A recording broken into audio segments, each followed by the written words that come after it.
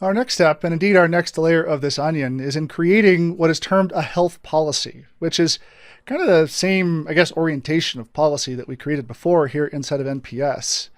This health policy will ultimately work with the connection request policy and or the network policy in order to provide further information or further configuration of the client that we want to exist on our network here.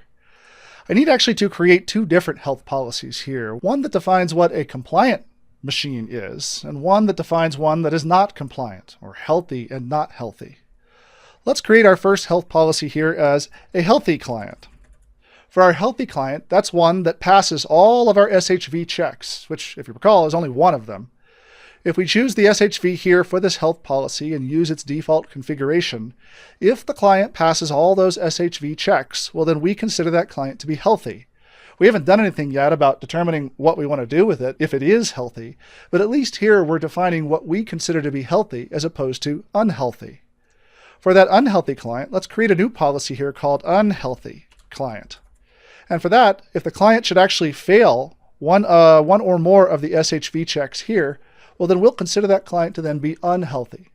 So in our little world we're creating, a healthy client is one that has its firewall turned on and enabled for all the different possible profiles, and an unhealthy one is one who does not.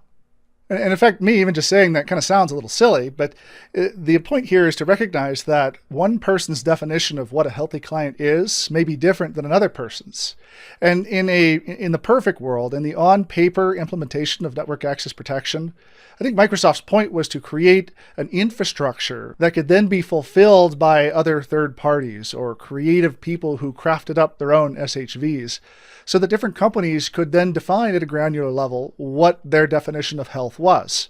Again, those custom SHVs in many cases didn't happen. I believe there may still be some solutions out there that provide custom SHVs, but one of the reasons why NAP is probably deprecated is because not enough of them were there to create a critical mass that would ultimately bring more people in towards a NAP-enabled environment.